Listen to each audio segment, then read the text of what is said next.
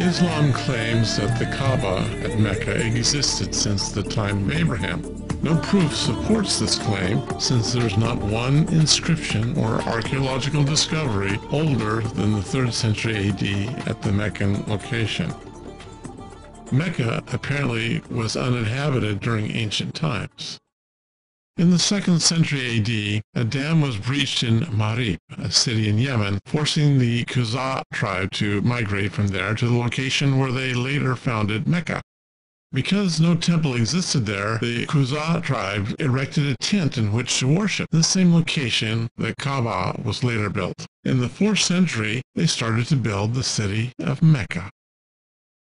King of Yemen, Abu Karb Asad, or Tuba, came to Mecca in the 5th century. He built the Kaaba similar to a Kaaba found in Yemen. Tuba ordered a mir from Azad to complete the interior of the Kaaba. Abu Karb Asad covered the Kaaba with a curtain, or kiswa, which was the second most important step after building the temple itself. Muhammad tried to identify Abraham with Mecca and the Kaaba in order to gain respect for Islam. In Quran 2, verse 127, he said that Abraham and Ishmael built the Kaaba at Mecca.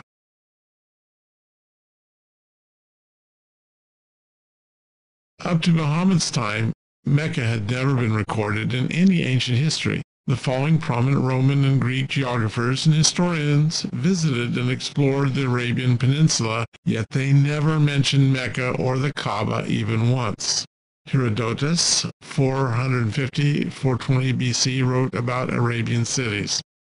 Theophrastus, 4th century BC, wrote about Sabian, Arabian, and Yemeni societies. Eratosthenes, 3rd century BC, wrote about locations along the Arabian side of the Red Sea and about Arabian societies. Agatharchides, 2nd BC, wrote about Arabian cities and temples along the Red Sea. Strabo, 1st century BC, wrote about Arabian tribes and cities in central and western Arabia and about locations along the Red Sea.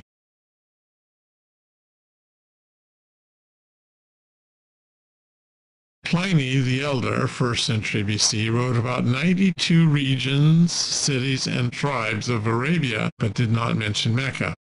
Ptolemy, 1st century AD, listed all the cities and regions of Arabia, but did not mention Mecca.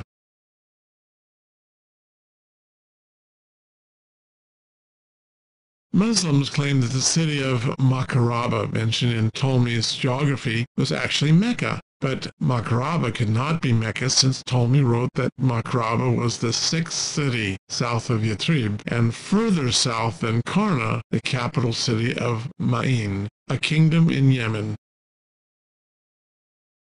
No trace of pre-Islamic Mecca can be found, neither in archaeology nor in inscriptions, scrolls, and reliefs from the ancient empires that conquered Arabia. The Roman Empire attacked western Arabia along the Red Sea in 23 BC. The Assyrian Empire conquered northern Arabia in the 8th and 7th centuries BC. The Babylonian Empire conquered the Hejaz under King Nabonidus 556–539 BC. The Persian Empire conquered northern Arabia during the Achaemenid era, 6th century BC. No ancient city or country in the Middle East failed to leave remnants of inscriptions, buildings, or archaeological objects. For instance, remnants of Dedan, northern Arabia, the 9th century BC. Remnants of Khaybar, western Arabia, in the 8th century BC. And then remnants of Tema, northern Arabia, 1st century BC.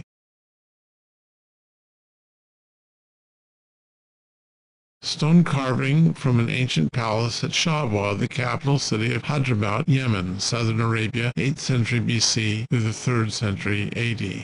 Ancient Khaybar Dam. Palace of Petra, carved out of solid rock by the Nabateans, Jordan, 2nd century BC.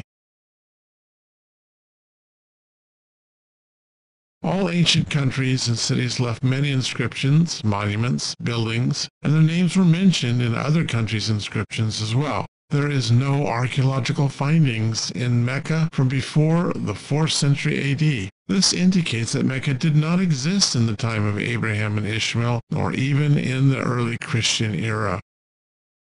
Seal of Dilmun Kingdom, Eastern Arabia, 3rd century BC. Inscriptions of the Sabaeans, 1st century BC. Remnants of the Dilmun Kingdom, 3rd century BC. Ancient fort of Mahrib, Ma'in Kingdom, Yemen, 1st century BC. Inscription of the Magan Kingdom, southeastern Arabia, 3rd to 2nd century BC. Mahram Bilqis Temple, Mahrib, 1st century BC. Remnants of ancient Kingdom Magan, southeastern Arabia, 3rd to 2nd BC.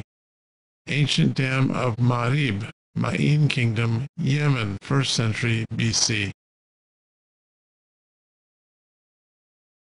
The prophet Moses explains, if the city of Mecca and the Kaaba existed since Abraham's era, it would be impossible for a city inhabited for over 2,000 years not to leave a single trace.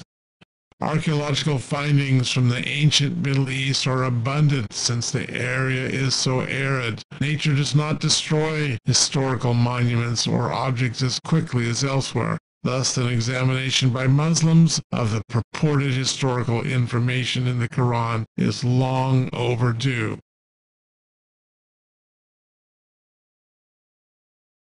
In the Torah, I mentioned many tribes, cities, and countries of the Middle East, and I surely would have mentioned Mecca and the Kaaba if Abraham had been there. Since there was no city anywhere near Mecca in ancient times, that area was uninhabited. Camels need to drink at least every 100 miles. Without any city within 100 miles of Mecca, it is not likely that Mecca was a caravan stop until a century or two before Islam. Abraham never stepped foot in Mecca. The Bible explains that Abraham lived last in Hebron, the main city in southern Canaan, until he died and was buried in the cave of Machpelah, Genesis 25, verse 9, near Hebron, 1,000 miles from Mecca.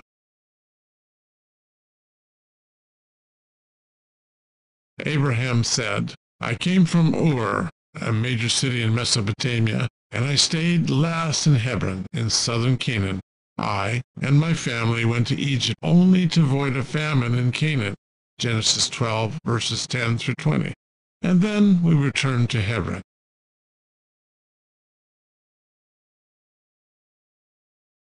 If I had built Mecca in the 19th century BC, that would make me the first builder of any city in Arabia. If this were true, such a great achievement would have become family lore and would have been recorded by Moses in the Torah.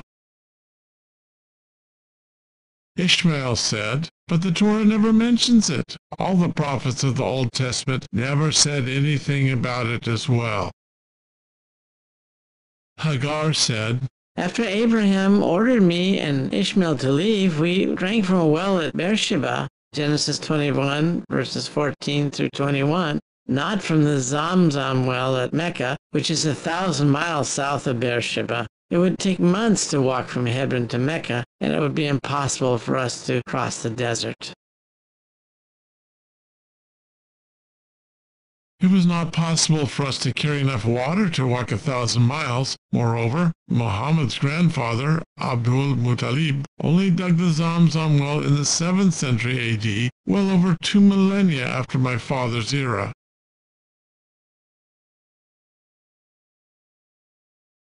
I continuously stayed in the Paran Desert, Genesis 21, verse 21, near Hebron, south of Canaan. When my father passed away, I immediately attended his funeral at Machpelah Cave near Hebron, Genesis 25, verse 9. I couldn't do that if I lived in Mecca, 1,000 miles away from Hebron.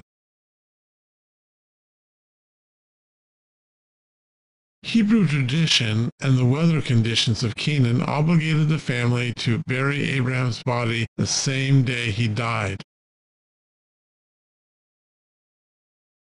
I am not of Arab descent. Genesis 25, verses 12 through 18. The tribes descended from me still live in Canaan and Sinai until the 10th century BC. Then they dispersed, and there's no record of them after the 7th century BC. Without doubt, any genealogy connecting Muhammad to me is contrived. In the 5th century AD, Bacile ibn Kilab, eighth in the line of descent to Muhammad, gathered allies from various Yemen families and established the Quraysh tribe, which is Muhammad's tribe. This tribe migrated to Mecca in the 5th century. Mecca had already been built by the Khuzā tribe in the 4th century. Let's go to Mecca. Muhammad denied being the descendant of Abraham or Ishmael. I only know 17 generations of ancestors, that is, up to Al-Datar bin Kanana. Anyone who says more than that or adds further to that must be lying.